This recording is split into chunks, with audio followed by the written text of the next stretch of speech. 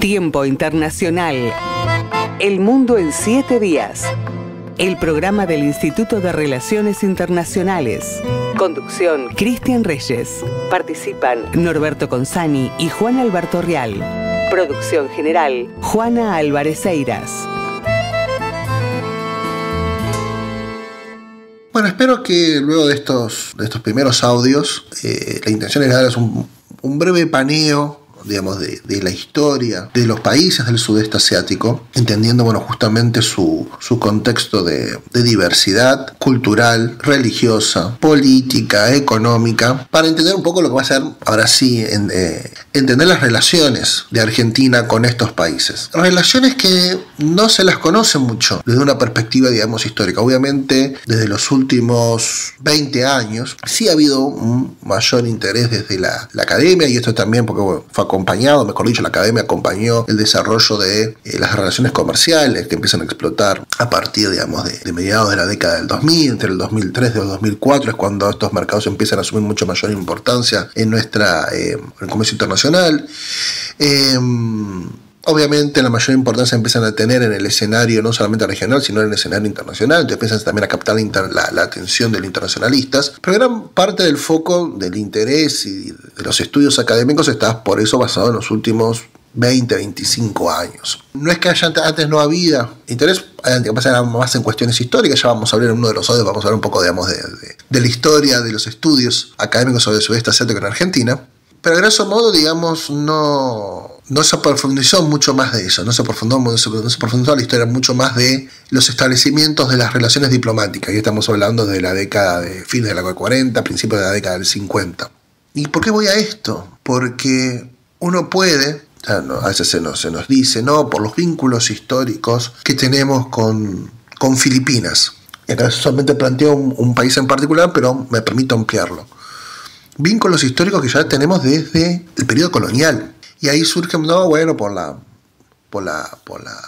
experiencia compartida de haber pertenecido al Imperio Español, llegó, el desarrollo del idioma español, la difusión del idioma español, del cristianismo.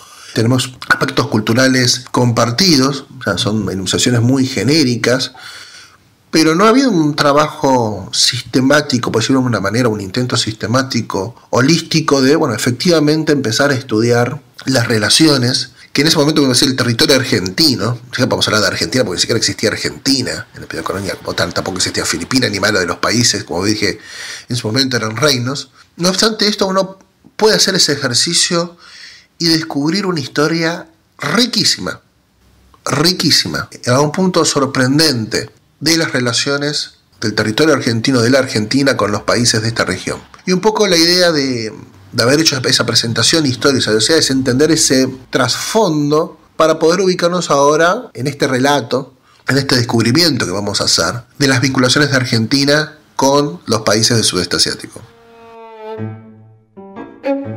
Tiempo Internacional. El programa del IRI. Obviamente este tipo de abordaje no está exento de desafíos por una serie de prejuicios que hay.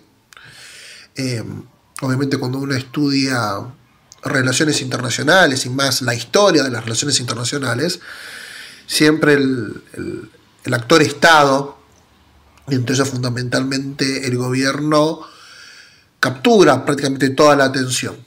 Que justamente las relaciones internacionales se entienden como relaciones interestatuales o fundamentalmente intergubernamentales. Y eso a su vez conlleva también no solamente el sesgo de lo gubernamental como actor, sino también el sesgo de lo jurídico. Uno presta mucha atención al rol del Estado, a los documentos firmados. Pero ¿qué pasa cuando no existían los estados como nosotros los entendemos hoy por hoy? ¿O qué pasa cuando consideramos otros actores más allá del Estado? O cuando vamos más allá de una relación bilateral y tratamos de pensar una inserción dentro de una región. Obviamente son una serie de preguntas que lo que ponen en desafío, lo que ponen en tensión son justamente esos prejuicios. Al momento de analizar, de estudiar las relaciones, la historia de las relaciones bilaterales y multilaterales de Argentina con los países del sudeste asiático, uno debería hacer ese ejercicio de pensarlo más allá, o no solamente considerar el rol del Estado, sino el rol de otros actores, pensar no solamente en las relaciones bilaterales, sino en paralelo a los vínculos multilaterales. Y obviamente tener presente, digamos, las dinámicas regionales. Y con esas aristas uno empieza a tomar otro color, por decirlo de una manera. Empiezan a llenarse esos vacíos, esas lagunas de la historia. Entonces uno deja de tener, digamos, como fotografías dispersas y empieza a ver, uno puede decir, los grandes procesos. Entonces uno puede empezar a ver la película, el desarrollo, los dinamismos de la política exterior argentina o de las relaciones bilaterales de Argentina con los países de esta región. Entonces fue justo a eso, teniendo presente estas preguntas y cómo uno las plantea, avanzamos desde el Centro de Estudios repensando las vinculaciones de Argentina, el estudio de las vinculaciones de Argentina y del territorio argentino con los países del sudeste asiático. Teniendo presente lo dicho, uno puede plantear una historia de las relaciones bilaterales, las relaciones internacionales de Argentina con los países del sudeste asiático prácticamente desde fines del siglo XVI. Obviamente, para ese momento, la Argentina como tal no existía, tampoco los países del sudeste asiático como los conocemos como tales. No obstante, se pueden identificar vínculos entre los territorios de ambas regiones. Y es así que desde fines del siglo XVI hasta prácticamente principios del siglo XIX, se pueden plantear vinculaciones entre el territorio argentino y sudeste asiático, fundamentalmente en este caso el archipiélago filipino. Periodo, digamos, que las vinculaciones estuvieron bajo la órbita o estuvieron englobadas en lo que uno entendería el Imperio Español. Fue en el marco del Imperio Español que estos flujos tuvieron lugar ya desde el momento inicial. De hecho, mencioné antes el viaje, la circunnavegación de Magallanes. Bueno, de hecho, fue el primer hito de contacto entre ambos territorios, justamente en la circunnavegación de Magallanes, que entre agosto y noviembre del año 1520 paró en nuestra Patagonia y accedió, luego de descubrir lo que se va a conocer como el pasaje por nuestra Patagonia, las aguas del Pacífico, y llegar justamente al archipiélago filipino alrededor del mes de marzo-abril del año 1521. En el marco de esa circunnavegación tuvo lugar, por ejemplo, las primeras misas en ambos territorios. La primera misa en territorio argentino fue la celebrada por Magallanes en septiembre de 1520 y después la celebrada en Filipinas, en la ciudad de Cebú, en abril de 1521. Entonces fíjense cómo se empieza a construir este vínculo imaginario entre ambos países. Y no solamente el tema de las misas es lo que da justamente el pie a la presencia del cristianismo, sino también que en el marco de la misión de la expedición de Magallanes viajó con él, entre otros tripulantes, Antonio Pigafetta, que fue el cronista del viaje, y en su crónica deja relatos no solamente de la geografía, sino de los pueblos que se encontraron, e incluso ilustraciones de algunas secciones de los territorios. Entonces, de hecho, las primeras ilustraciones, por lo menos modernas, organizadas por europeos, por las primeras ilustraciones que tenemos de Argentina, como en este caso el archipiélago filipino, surgen en el mismo marco de la expedición. El mismo evento es un evento fundacional que marca no solamente el vínculo, sino la construcción imaginaria de este relacionamiento entre ambos países. De ahí, luego con el descubrimiento del tornaviaje, en el año 1565, pues lo que Magallanes descubrió fue las corrientes que llevaban desde el sur, desde el Pacífico Sur hasta el archipiélago filipino. Después se descubrió la corriente Cuchillo, que era la que va desde el norte Pacífico, el Pacífico Norte, desde el Pacífico Norte, desde Asia hasta, en ese momento va a ser el Virreinato de Nuevo México, estableciendo así lo que se conoce como el Galeón Mariel Acapulco. Lo que generalmente se conoce como el galeón de Manila-Acapulco es justamente este circuito, esta ruta comercial en el Pacífico Norte, que después conectaba justamente cruzando el territorio mexicano, que era el Virreinato de Nueva España, conectando, las islas del Caribe ya con la península ibérica, fundamentalmente con Sevilla. Lo que poco se conoce, o lo que poco se ha estudiado, es justamente un complemento al galeón de Manila-Acapulco, que era la vinculación a través del Pacífico, conectando la ciudad de Acapulco con el puerto del Callao en Perú, Lima, en ese momento se conoce con la establecido el Virreinato del Perú. Entonces desde Lima, ya no por mar, sino por tierra, van a empezar a salir rutas cruzando Bolivia y llegando al norte argentino. Entonces ahí tenemos las primeras, no la primera, sino las primeras fundaciones de ciudades. Jujuy, Tucumán, Córdoba, todo el eje del comercio español ingresaba por el norte argentino, no ingresaba por Buenos Aires. Buenos Aires durante el fin del siglo XVI, todo el siglo XVII hasta principios del siglo XVIII, era una ciudad periférica. No se consideraba como puerto de entrada o de salida de productos. Y esta periferia estaba a su vez todavía reforzada porque tenía a ser, casi lindante al imperio portugués. En Brasil era una zona, bastante peligrosa. De esta manera se estableció toda una red de rutas comerciales terrestres y marítimas que vinculaban el territorio argentino, fundamentalmente el norte argentino, el centro y el norte argentino, Asunción, toda la parte del Paraguay y del Chaco, el Gran Chaco, Córdoba, la región cuyana, Tucumán, Jujuy, Bolivia, con las minas de Potosí, Lima, Perú. Y de ahí por mar hasta Acapulco, y de ahí hasta Manila, la capital del archipiélago filipino en ese momento, y de ahí acceso a los mercados asiáticos.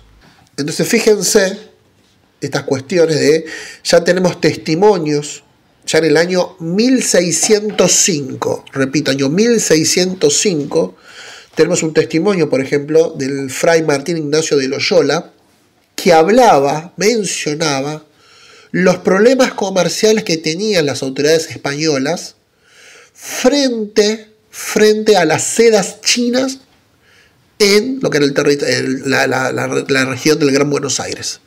Se hacía mención de que el mercado estaba saturado de sedas chinas que por sus costos baratos atentaban contra la producción local. Esto nos permite pensar en una ramificación tardía, pero ramificación al fin de la ruta de la seda a través del Pacífico, cómo llegó hasta América Latina, hasta Sudamérica, inclusive hasta la Argentina, y también ya el impacto que tuvo, que era una seria amenaza para las autoridades españolas, no solamente porque amenazaba la producción local, sino también porque era, a cambio de esta seda se pagaba en plata. Era una emisión y salida de flujos monetarios, fomento de la gran parte de la plata de Potosí, no solamente terminó en España o en el Virreinato de Nueva España, México, sino terminó en Asia.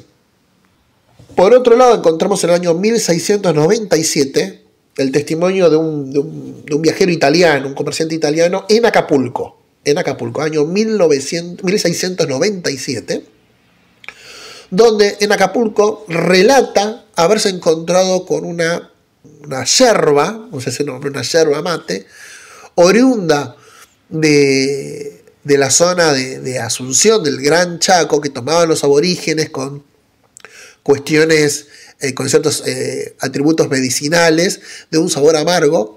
Es la primera referencia de la yerba mate tan propia de Argentina, y obviamente de otros países de Sudamérica, obviamente Paraguay, Uruguay y Santa María, sur de Brasil. Ya tenemos identificada la yerba mate en Acapulco, para el año 1697. Si estaba ahí, seguramente habrá habido envíos hasta Asia. Entonces fíjense cómo funcionaban estos vínculos comerciales conectando ambas regiones.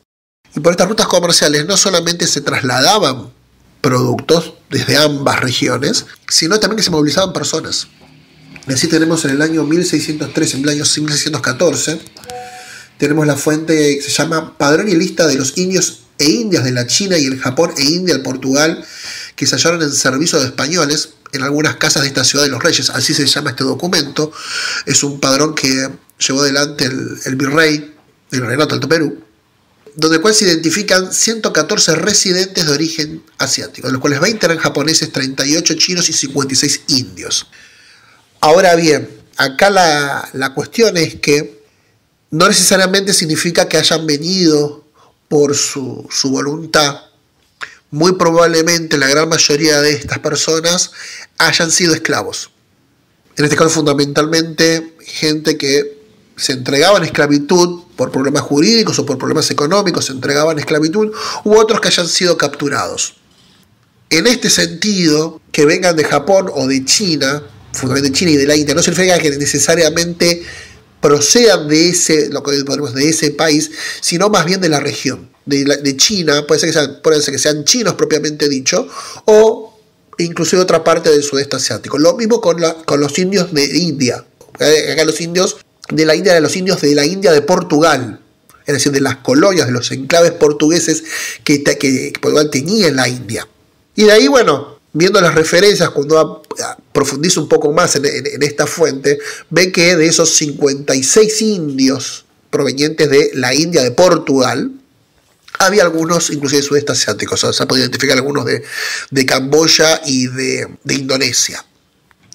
Y en el caso de Argentina, por lo menos la primera referencia, por lo menos de la que se conoce, de un residente de origen asiático, ha sido la de Francisco Japón. Así se llama, Francisco Japón, esclavo, que lo podemos ubicar ya en el año 1596 en Córdoba. Justamente hay un documento donde se firma la transacción de la compraventa de Francisco Japón en Córdoba. Fíjense, ya desde los primeros momentos tenemos la presencia de residentes, digamos, de origen asiático en el territorio argentino.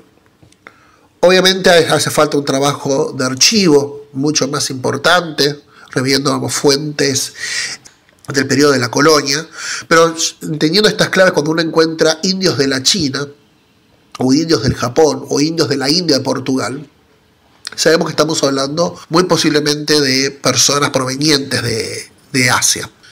Ahora bien, los filipinos entran en otra categoría, que los filipinos no entraron a ser Filipinas parte del Imperio Español, pues el otro eran China, Japón o Portugal, no eran, digamos, eran comercio, era vinculación del Imperio Español en Asia con otras entidades políticas. Ahora estamos dentro del imperio. En este caso ellos no entraron necesariamente como esclavos, sino entraron como personas libres, obviamente ciudadanos de segundo, no podría decir, pero entraron como personas libres. Entonces uno pudieron, digamos, desempeñarse en algunas profesiones. Y esto se va a empezar a destacar mucho más ya en la segunda mitad del siglo XVIII.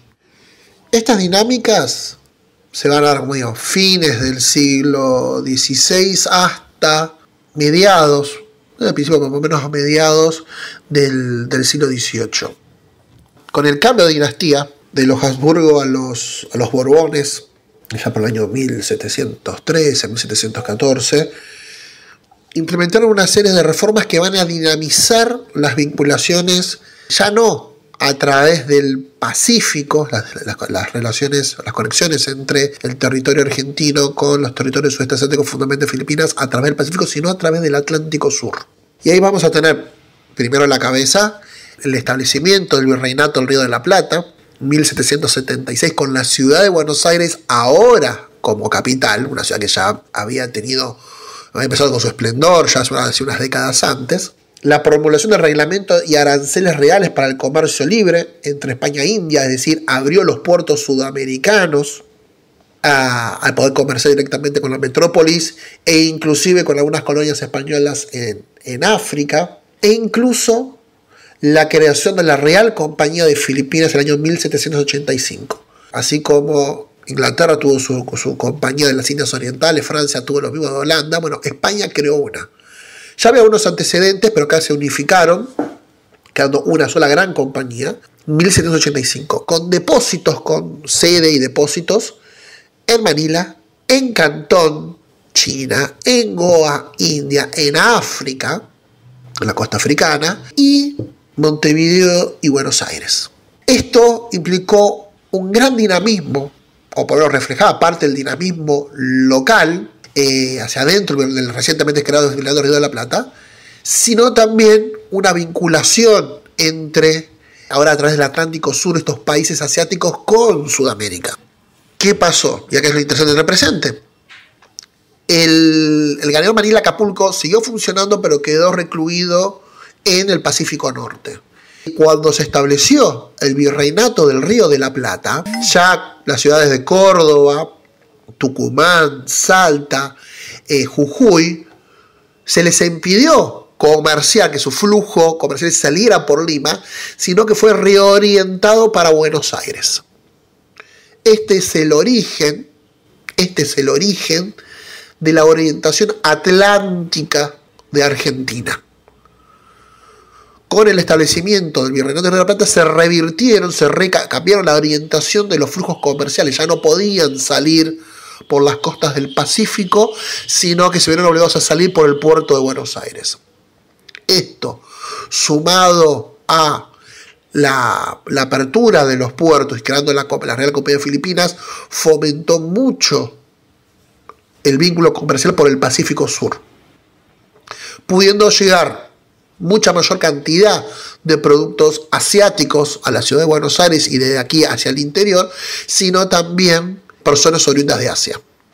Y acá empezamos a tener las primeras referencias por documentos de la presencia de filipinos en la ciudad de Buenos Aires.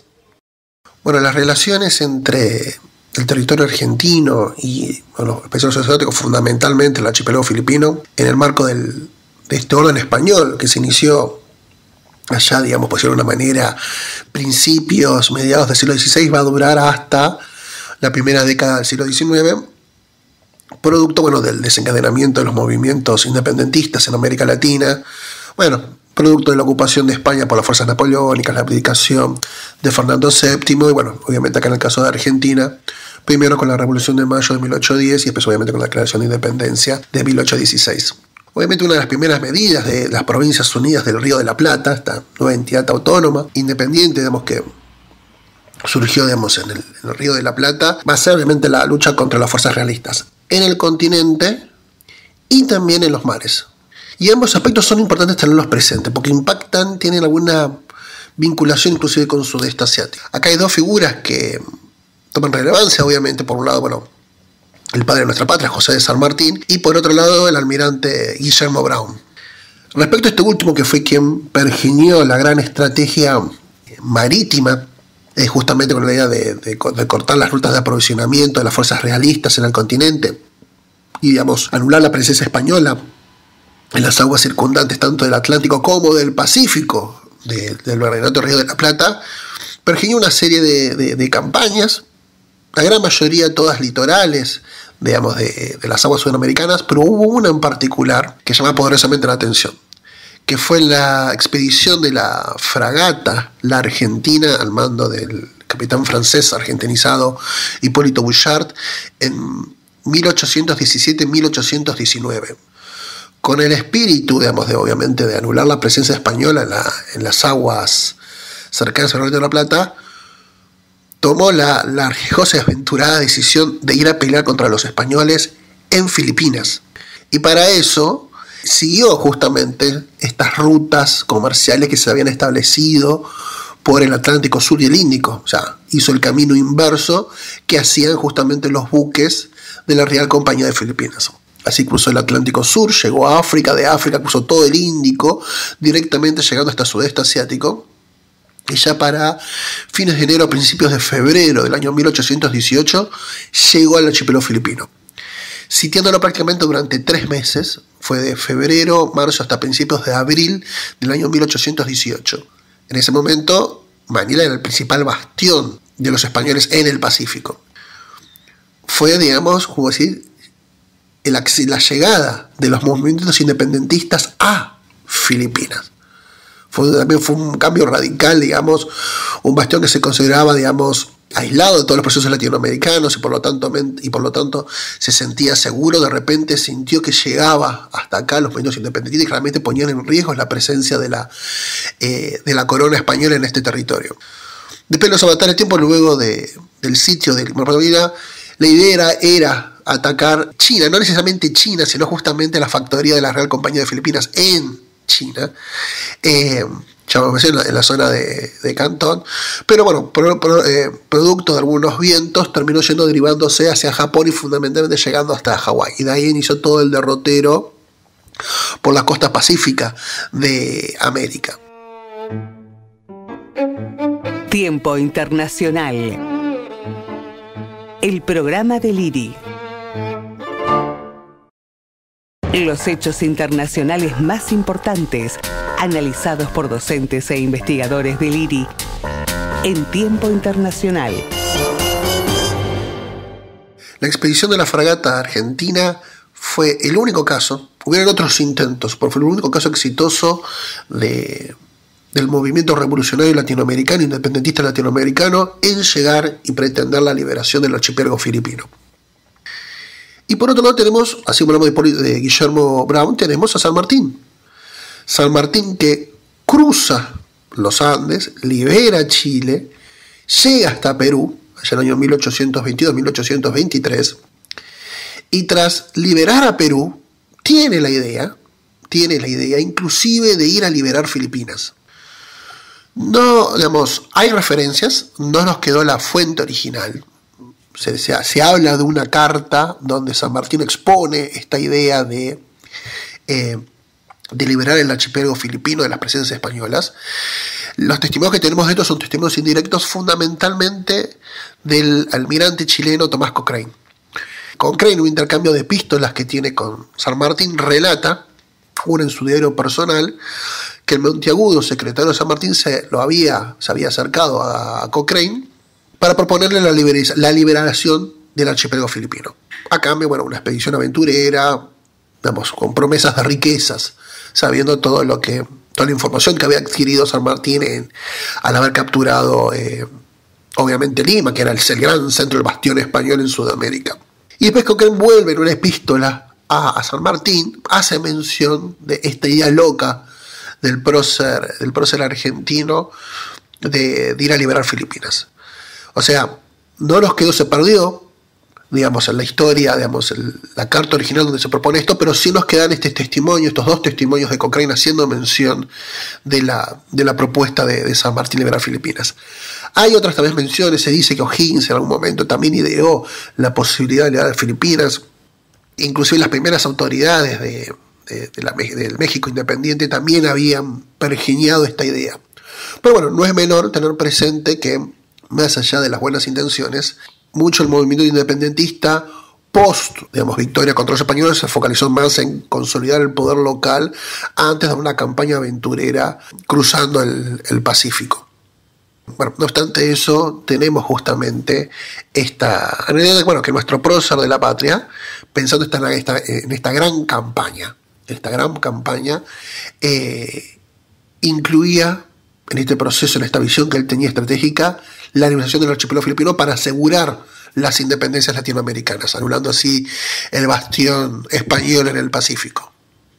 Pero esa idea no fue el único vínculo que tenemos con San Martín, con Sudeste Asiático, fundamentalmente Filipinas. De hecho, uno de los hermanos de San Martín, uno de los hermanos mayores, Fermín de San Martín, se desenvolvió en Filipinas. Luego que la familia San Martín se trasladara a España y los hijos empezaron a hacer las carreras militares, mientras que eventualmente José San Martín regresa a América Latina, al Virreinato de la Plata, a la Argentina, Fermín desarrolla parte de su vida militar en la península y en el año 1805 se traslada a Filipinas, donde desarrolla el resto de su vida, falleció en el año 1822. Ahí empezó supervisando, justamente liderando las fuerzas en Manila, hasta que,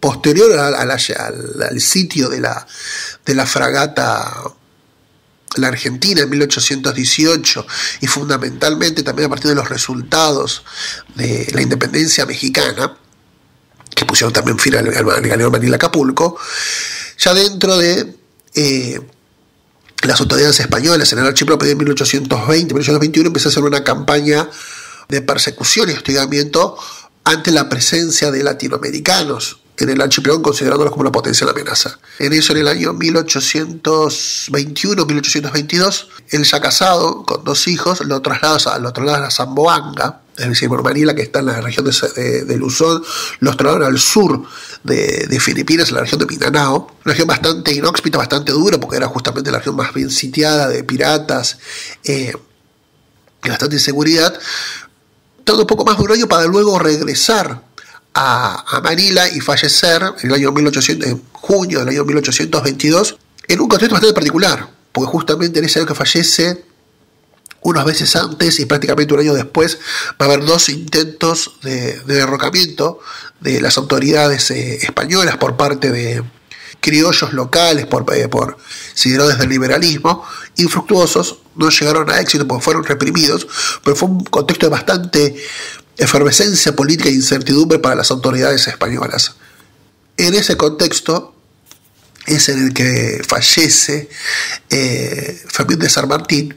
No obstante, nos deja le eriza no solamente la presencia de uno de los familiares de San Martín, sino también el único San Martín que tuvo descendencia fundamentalmente masculina. La familia San Martín se ha seguido desarrollando en Filipinas. El último San Martín, la última que llevó el apellido San Martín, falleció en el año 1945-1946. No obstante eso, siguieron otros descendientes hasta el día de hoy. Por eso se pueden diferenciar 4 ramas distintas de los descendientes de San Martín en el archipiélago filipino. Junto con Fermín también estaba su cuñado, Bernabé Escalada, que se había trasladado en el año 1807, se desenvolvió en la administración española, fundamentalmente en el Ministerio de Finanzas o de Economía, empezó el fundamento de la contaduría de la administración española, incluso llegó a ocupar los máximos cargos. Siguió hasta el año 1823, llamativa la época, donde regresa a Argentina, primero porque había fallecido su padre y tenía que atender obviamente los negocios familiares, pero también uno puede entender que también se había motivado para solo por el contexto de hostigamiento que había hacia los latinoamericanos. Pero fíjense que de esta manera tenemos a 2 familias de San Martín, al hermano Fermín y a su cuñado Bernabé, viviendo en Filipinas durante las primeras décadas del siglo XIX. De esta manera podemos dar por terminado, entendiendo las dinámicas de las vinculaciones entre el territorio argentino, el archipiélago filipino y parte del sudeste asiático y el Gran Asia en el marco del orden español. Durante las primeras décadas del siglo XIX, más o menos de 1820 hasta 1870, hasta principios de 1880, profundamente tenemos de 1820 hasta 1860, no se han podido identificar grandes contactos. En cierta medida he entendido que obviamente el ejercicio político, las dinámicas políticas en Argentina estaban volcadas hacia adentro, hacia la construcción del Estado-Nación moderno, y lo mismo pasaba en Filipinas, obviamente, posterior a la desaparición del Imperio Español en América Latina, salvo Puerto Rico y Cuba, y el otro bastión que quedaba, Filipinas. España, ya de una manera directa, buscó reconstruir su poder en el archipiélago. Obviamente ahí quedaron muy volcadas hacia adentro los procesos, con poco interés de comercio. Junto con eso, los pocos productos que llevaban de Asia venían más bien intermediarios por Inglaterra, y tampoco había mucho interés porque, por lo menos dentro de la élite política argentina, todavía seguía esta idea heredada, digamos, de este proto-orientalismo español. Ya habíamos hablado de los indios de la China, los indios de Japón, los indios de la India y Portugal. Se empieza a pergeñar un orientalismo local muy influenciado por el orientalismo clásico europeo, donde obviamente se entendía la superioridad de la civilización europea y el resto de la civilización africana y asiática en decadencia, bárbara, y otros atributos de natividad que obviamente uno podría suponer que no les interesaba, no había un gran interés de poder vincularse con estas culturas. Inclusive el mejor ejemplo que tenemos es justamente las primeras leyes de inmigración allá por la década de 1860-70, donde obviamente se empezaba a priorizar la inmigración europea, fundamentalmente del norte europeo, donde prácticamente no hace mención de otro tipo de inmigración, y uno puede hacer una lectura de esto Al inverso, el sentido, bueno, se desalentaba que llegaran inmigración de asiáticos, fundamentalmente porque los consideraban inferiores, o que no tenían, digamos, no podían contribuir al desarrollo de la gran nación argentina en ese momento. Esta situación va a empezar a cambiar ya a partir de la década de 1880. 1880, fines de 1880, principios de 1980, pero esa década para mí es una época formativa de la política exterior moderna, digamos, argentina para con los países asiáticos. Décadas en las cuales se empieza a consolidar, a cristalizar esa orientación atlántica, que se había originado ya con el establecimiento del Virreinato del Río de la Plata y la reorientación de los vínculos de las ciudades del interior hacia Buenos Aires. Bueno, se va a empezar a terminar de conseguir y cristalizar para estos años, fundamentalmente por las disputas entre Argentina y Chile por la definición de los límites, fundamentalmente en la Patagonia, producto del acuerdo de 1880, 1882, 1891 y fundamentalmente los pactos de mayo de 1902. En estos acuerdos que llega, en esos entendimientos y acuerdos que llega Argentina con Chile, en estos documentos se detalla literalmente cómo, mientras que Chile renuncia a sus intereses en el Atlántico, Argentina renuncia a sus intereses en el Pacífico, inclusive cediendo territorio fundamentalmente en el sur de nuestra Patagonia, en la zona de Santa Cruz y Tierra del Fuego, cediendo territorios que en ese momento se puede decir que eran pertenecientes al territorio argentino, a cambio, digamos, justamente de asegurar la paz con Chile y no entrar en un proceso bélico. La renuncia a sus intereses en el Pacífico, detallada en los acuerdos con Chile, no implica que Argentina, el gobierno argentino haya perdido interés en algunos mercados o en algunos países asiáticos. Probablemente también influido por todavía algunas reminiscencias de este orientalismo local de impronta clásica. Entendió que la renuncia tampoco conllevaba grandes sacrificios porque obviamente muchos de los mercados, fundamentalmente el sudeste asiático, eran colonias europeas, pero ya a fines del siglo XIX empiezan a surgir ciertas dinámicas en Asia que ya capturan la atención de las autoridades argentinas y empiezan a prestar la atención, inclusive a pergeñar las primeras orientaciones, las primeras iniciativas de política exterior hacia esta región. Y así tenemos el establecimiento de relaciones diplomáticas con Japón en el año 1898. Un Japón que ya prácticamente luego de 30 años, desde el 1868 hasta 1898, prácticamente 30 años del inicio de la restauración Meiji, de un proceso de modernización, de expansión territorial, luego de haber vencido al gran imperio chino, se presentaba como uno de los grandes actores del sistema internacional. E inclusive con un proceso de modernización y construcción de un Estado central, del cual capaz Argentina podía aprender algunas lecciones. Entonces, en eso, frente al interés de Japón, que a fines del siglo XIX empezó a vincularse, a abordar países latinoamericanos y a establecer relaciones diplomáticas, en ese contexto, con los embajadores argentinos en Londres, japonés y argentino, se establecen relaciones diplomáticas.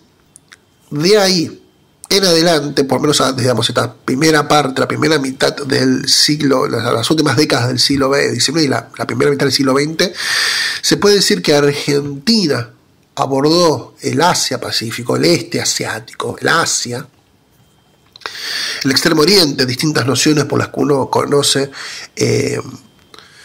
esta región, que el gobierno argentino abordó el Asia dentro del orden inglés. Acuérdense que Inglaterra para este momento era la gran potencia mundial, donde había ocupado gran parte, digamos, sección del sudeste asiático, lo que es actualmente Myanmar, lo que es la península malaya, tenía el enclave de Singapur, tenía enclaves estratégicos en China, como en Hong Kong, como en Shanghái, e incluso tenía una alianza militar firmada con Japón en el año 1902, porque tanto Inglaterra como Japón veían con gran amenaza el expansionismo ruso. Argentina, producto de estas relaciones privilegiadas que tenía con Inglaterra vis a vis con los Estados Unidos, esta famosa triangulación Inglaterra, Argentina, Estados Unidos, de carácter comercial, de carácter logístico y de carácter de inversiones, priorizó sus vinculaciones con Inglaterra en su acceso a los puertos asiáticos. Y uno de los indicios que tenemos de esto es que los nuevos viceconsulados que Argentina abrió en los países asiáticos, fundamentalmente Japón y algunas ciudades chinas, eran territorios controlados o influenciados o eran aliados de Inglaterra. Pero más allá de la apertura de los viceconsulados, donde claramente se puede ver este abordaje a Asia, fundamentalmente el sudeste asiático, dentro de lo que es el orden inglés en el Pacífico, es con los viajes del buque escuela Fragata Sarmiento. En el marco de fines del siglo XIX, principios del siglo XX, la Armada Argentina lleva un importante proceso de modernización, que gran parte de los buques que compra provienen de astilleros ingleses, inclusive el buque escuela. En el marco de esto, y así aparecen las instrucciones del buque escuela, desde su primer viaje en el año 1899-1900 y su último viaje en 1936-1937, realizó 7 viajes, 7 recorridos visitando puertos asiáticos. De esos 7 viajes, la gran mayoría pertenecían o a colonias inglesas o eran aliados de Inglaterra, por ejemplo el caso de Japón, por el caso de Australia o Nueva Zelanda. No se encuentran prácticamente visitas, por ejemplo, a países del sudeste asiático como colonizados por Francia, por ejemplo lo que era Vietnam, la Indochina francesa o Tailandia.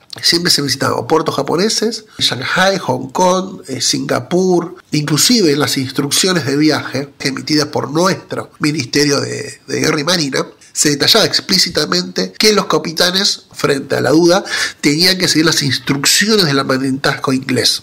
Fíjense claramente cómo uno se empieza a ver, el gobierno argentino y por lo tanto en este caso representado por la Armada, se empieza a insertar en esta región dentro del ámbito de influencia inglés. Los viajes de la fragata, estos 7 viajes de la fragata, bueno, obviamente son muchos más en el caso de África, en el caso de Europa, en América Latina. Por más que sea un buque escuela, no eran viajes menores. Imagínense en una época donde no había formalmente relaciones diplomáticas porque no existían los países como tales. Imagínense en una época donde nuestra Ministerio de Asuntos de Relaciones Exteriores se estaba conformando y había una ausencia de recursos humanos. Imagínense en una época donde no teníamos los adelantos tecnológicos que tenemos hoy, como el avión, donde las comunicaciones eran fundamentalmente a larga distancia por barco. La llegada del buque escuela era un evento de celebración, o sea, que alteraba la cotidianidad de las poblaciones locales de los puertos que visitaba. E inclusive el capitán y los oficiales del buque escuela se entrevistaban con funcionarios y gobernantes de estos territorios. O sea, uno diría son visitas de alto nivel, lo que uno diría ahora. Casi uno podría decir eran cuasi visitas diplomáticas, casi el capitán fungía como si fuera un embajador. Entonces sí tenemos las entrevistas del capitán de la fragata Sarmiento con ministros japoneses, inclusive con el emperador de Japón, tenemos con gobernadores generales en Singapur y en Australia. Digamos, eran visitas de alto nivel político. Y dentro de esta visita obviamente tenemos el contexto de la venta de los acorazados del Rivadavia y el Sarmiento Japón, ahí en el marco de la guerra ruso-japonesa, que también fue intermediado por Inglaterra. O sea, el hecho que Argentina le haya vendido estos acorazados del Rivadavia y el Moreno a Japón no fue aislado, sino que justamente surgió de esa manera por la intermediación de Inglaterra. Realmente fíjense cómo el abordaje en la primera parte del siglo XX de Argentina con el este asiático, con el Asia, se da dentro de este orden inglés. Y un tercer aspecto de esto, de por qué esta afirmación de la inserción argentina en el este asiático, en Asia, en el Pacífico, dentro del orden inglés, es por la menor importancia relativa que le dio al ámbito de influencia de los Estados Unidos. Siguiendo con el ejemplo de las visitas de los buques del buque escuela Fragata Sarmiento, en Estados Unidos el buque escuela visitó 5 veces Japón, que era aliado de Inglaterra. Visitó 4 veces puertos chinos controlados por Inglaterra, Shanghai, Hong Kong. Visitó 6 veces Singapur, y en 3 ocasiones visitó puertos australianos y de Nueva Zelanda. A diferencia, solamente en 2 ocasiones, el año 1898 y el año 1916, visitó Filipinas, puertos filipinos que para este momento, luego de la guerra de 1898, donde Estados Unidos salió victorioso y adquirió el control sobre el archipiélago, solamente en 2 ocasiones visitó el archipiélago. Y fue muy puntual, eso era apenas terminada la guerra, en un contexto todavía bastante caótico la situación del archipiélago. Y después probablemente en un momento de gran hegemonía, pues está Argentina, digamos, de gran proyección de poder argentino hacia el exterior, que fue el año 1916. Pero relativamente uno puede ver la importancia relativa que se le dio a las vinculaciones que el gobierno argentino le dio a las vinculaciones con Inglaterra para acceder a los países, a los pueblos, a los puertos asiáticos vis a vis a los de Estados Unidos. Esta situación va a cambiar en el marco de la Segunda Guerra Mundial y en adelante, donde obviamente ahí va a haber muchas mayores visitas a Filipinas, porque ahí obviamente ya las vinculaciones de Argentina con Estados Unidos cobran mucha mayor relevancia posterior a la guerra, y en eso también cobra mucho mayor relevancia con las vinculaciones de Argentina con los nuevos países que estaban surgiendo. Si uno puede percatarse, el establecimiento de relaciones diplomáticas se dio justamente en el marco de la presión o del alineamiento de los intereses de Estados Unidos. Así, por ejemplo, tenemos que Argentina, bastante renuente, y luego de sufrir la presión de Estados Unidos, rompe relaciones recién con Japón en el 44 y declara la guerra en el 45, recién normalizándose las relaciones en el año 1951 con la firma del Tratado de San Francisco. Tratado bastante particular y es uno de los primeros aspectos del multilateralismo argentino en el este asiático. ¿Por qué mencionó esto? Ese Tratado de San Francisco, que de alguna manera marca el fin de la ocupación de Estados Unidos de Japón, fue firmado también por el resto de los países latinoamericanos, porque previo a eso se había firmado el TIAR, el Tratado de Defensa Colectivo de América Latina. Entonces Estados Unidos había planteado en el Tratado de San Francisco que si Japón agregaría a uno de los países, todos iban a acceder en conjunto. Por eso Argentina es uno de los firmantes de ese tratado. Además de las relaciones con Japón, tenemos el establecimiento de relaciones diplomáticas como en ese momento la República de China, lo que es actualmente hoy Taiwán, en el año 1947, en ese momento conducido por el Partido Nacionalista, que era un aliado de Estados Unidos, y después vamos a tener el establecimiento de relaciones diplomáticas con Filipinas, en el año 1948, ahí ya hablando del sudeste asiático. Después de eso vamos a tener India, vamos a tener Tailandia en el año 55 e Indonesia en el año 1956. Fíjense que Tailandia de vuelta a un aliado de Estados Unidos, Indonesia que para este momento sostenía una política, digamos, de no alineamiento, pero estaba un poco más cercana al posicionamiento occidental, ya para la década del 59, 60, 79 va a haber un giro ahí más hacia el bloque soviético comunista, pero en principio eran países entendiéndose que eran aliados de Estados Unidos o que Estados Unidos no los consideraba como una amenaza. Fíjense cómo la política de la inserción de Argentina posterior a la guerra estuvo claramente influenciada por los intereses estadounidenses. Para este momento no podemos hablar de relaciones bilaterales, ya que obviamente varios de los países asiáticos eran colonias de las potencias europeas, pero no obstante se puede empezar a identificar cierta orientación de la política exterior argentina hacia el este asiático, justamente como se mencionó dentro de este orden inglés, fundamentalmente en el sector de la fuerza de la Armada y de la cooperación naval y marítima mantenida entre la Armada Argentina y la Armada Inglesa. No obstante, este rol que tenía el gobierno no quedó, digamos, aislado o se lo debería descontextualizar de otros procesos que se están dando en simultáneo. Ahí, por ejemplo, tenemos también un cambio, una transformación de ese orientalismo local, de impronta clásica, que, bueno, por un lado, producto del gran desarrollo y modernización de Japón, que logró posicionarse como una de las grandes potencias mundiales ya entrado el siglo XX, derrotando primero el Imperio Chino, después el Imperio Ruso. Por otro lado, la Gran Guerra, la Primera Guerra Mundial, con la crisis de identidad que eso implicó, la crisis civilizacional, en tanto y en cuanto como una Europa, una civilización europea que se consideraba epítome de la razón humana, termina generando semejante matanza y semejante destrucción. Eso también pone en duda los valores europeos occidentales. Y también dentro de esto, en el marco acá de Argentina, de las relaciones con Argentina y fundamentalmente con Estados Unidos, un Estados Unidos expansionista,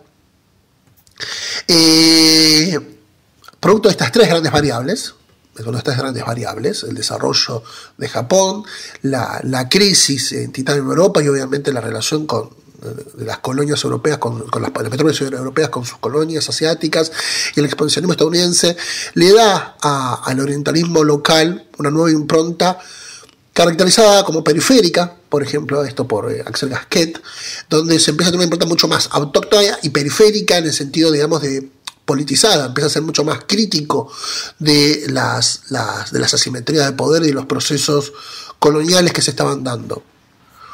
O un orientalismo invertido acá, digamos, como lo menciona Vergel, en el sentido de que se empiezan a cambiar, o sea, las nociones siguen siendo las mismas, pero se las empieza a resignificar, donde se empieza a ver Oriente, justamente, ya no como un lugar de barbarie o de retraso, sino un lugar, digamos, de exotismo, de maravilla.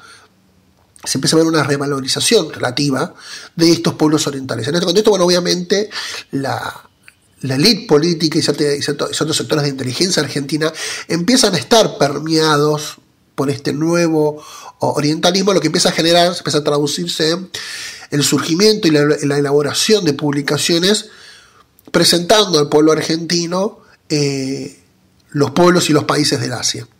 Publicaciones que empezaron a tener distintas fuentes, orígenes. Por un lado tenemos los relatos de viajes, ya a fines de la década de 1890.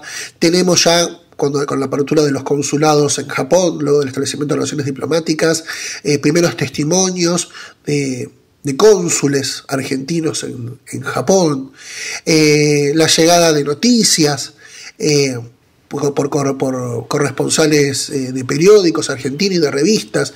Empieza a llegar toda esta nueva visión, empieza a ser, digamos, de lo que estaba aconteciendo en Asia, de las particularidades de los pueblos asiáticos, al pueblo argentino. Y a la par, digamos, de las iniciativas gubernamentales, a la par del surgimiento y desarrollo de estas nuevas ideas más amistosas respecto al abordaje de los pueblos asiáticos, también se ve complementado con la llegada a este crisol de razas que era la Argentina, fines del siglo XIX, principios del siglo XX, de inmigrantes asiáticos. Obviamente, por un lado se puede identificar para esta época, ya fines del siglo XIX, la primera presencia de inmigrantes japoneses, con Yoyo Shinya, que había llegado con el buque, con la fragata Sarmiento en su primer viaje, y se empieza a ver un importante flujo migratorio proveniente de Japón ya alrededor de 1910, 1908, 1910 empieza a llegar. También empiezan a llegar indios, contingentes de indios, que mientras los primeros, los japoneses, empiezan a encontrar actividades, digamos, poderes laborales en el sector de la floricultura, en el sector del cuidado de la ropa, y tiene que ver con todo el tema de limpieza y secado de ropa, también en algunos cafés. El tema de los indios, y acá es importante de vuelta, y esto refuerza el hecho de la inserción argentina en el orden inglés. Muchos de los estados orientales, fundamentalmente, no tanto de manera japonesa, sino fundamentalmente indios, empiezan a encontrar trabajo en los ferrocarriles. Obviamente, ya para este momento, India, consolidada como una colonia inglesa, por su conocimiento de idioma inglés, pudieron encontrar trabajo. De hecho, fueron trasladados para trabajar en los ferrocarriles de capitales ingleses en Argentina. Entonces, cuando se empieza, digamos, en esta llegada de inmigrantes, también se empieza, obviamente, a replantear esa visión, digamos, clásica de orientalismo, y en este contexto de crisol de razas, donde obviamente surge una nueva visión del nacionalismo argentino, el aporte de inmigrantes asiáticos. E incluso llegaban filipinos, pero los filipinos no llegaban con tantos filipinos, llegaban casi no tanto españoles, porque todavía para hasta el año 1898, cuando Filipinas dejó de ser colonia inglesa, ya se puede encontrar la presencia de filipinos ya desde el año 1885. Tenemos fuentes de intercambios epistolares de varios filipinos que habían salido, obviamente, del archipiélago y se habían radicado en Europa, fundamentalmente en España y Francia, donde había muchos de la nueva inteligencia filipina, varios de los reformistas, todo el grupo de la propaganda con Rizal a la cabeza. Producto de la desaparición de la disolución del grupo de propaganda, la radicalización del movimiento, ya dejado de ser reformista revolucionario, ya la guerra declarada entre los filipinos y las fuerzas españolas y después las fuerzas estadounidenses hasta 1902, infructuosa porque van a tener ganando los Estados Unidos, reprimiendo a las fuerzas revolucionarias filipinas. Algunos integrantes de esta inteligencia filipina aprovecharon los flujos migratorios que venían de España hacia la Argentina y, por decirlo de una manera, se colaron entre ellos. Entonces muchos filipinos llegaron como españoles a la Argentina. Entonces se puede plantear, se puede identificar, justamente si uno estudia el censo de 1895 y otros documentos de época, se puede identificar, digamos, españoles, se presenta así como, digamos, provenientes de España, pero nacidos en Manila, por ejemplo. Y allá, bueno, tenemos una nueva impronta, una nueva visión de cómo llegaron estos flujos de inmigrantes asiáticos a la Argentina. Estos filipinos realmente eran profesionales, abogados, contadores, médicos, que obviamente, se insertaron, digamos, en altas esferas de la sociedad de Buenos Aires, por decirlo de alguna manera. Y va a ser también durante estos años que se va a constituir, por decirlo de alguna manera, un primer atisbo, una primera iniciativa de una academia de académicos argentinos orientalistas, o de eruditos o pensadores argentinos con una impronta orientalista en el sentido interesados en los pueblos, en las cuestiones, en los procesos que estaban aconteciendo en el este asiático y en el sudeste asiático en particular. Ya hemos mencionado el tema de algunos relatos de viaje y algunos testimonios de cónsules argentinos, fundamentalmente en Vietnam, que empezaron a aparecer en la década de 1910, pero va a ser fundamentalmente a fines de la década de 1920 y la década de 1930, donde empiezan a surgir las primeras institucionalizaciones, las primeras cristalizaciones de algunas iniciativas. Obviamente tenemos, la conocida revista Sur, pero más allá de esa, tenemos, por ejemplo, la revista Oriente y Occidente, Digesto Argentino de Buenas Lecturas, publicada por primera vez en el año 1939 y estuvo funcionando de manera trimestral hasta el año 1943, y su lector en jefe fue Albino Pugnalín, que él había cumplido funciones como cónsul argentino en Japón. Y si uno puede acceder a los números de esta revista, uno puede ver que hay un montón de opiniones y autores que fundamentalmente japoneses. Junto con esta, por ejemplo, tenemos en el año 1941 la constitución del Instituto Argentino de Estudios Orientales,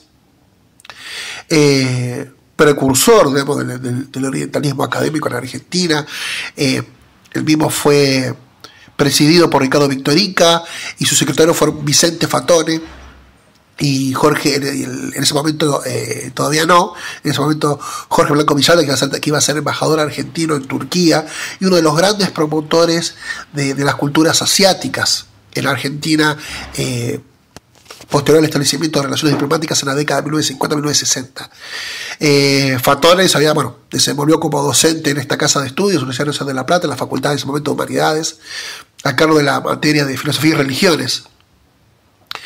Entonces fíjense cómo se va constituyendo para estos años de manera institucional esta academia. Después, también tenemos a la Sociedad Argentina de Arte Oriental, la SADAO, también constituida a fines de la década de 1940, que de alguna manera también reunía a varios coleccionistas y eruditos de las artes orientales en el país. Entonces, fíjense, en esta década se va también cristalizando mucho esta academia argentina, que después, obviamente, posterior a la Segunda Guerra y con la instalación de relaciones diplomáticas, va a tener un gran un gran desarrollo fundamentalmente iniciada en la década de 1960.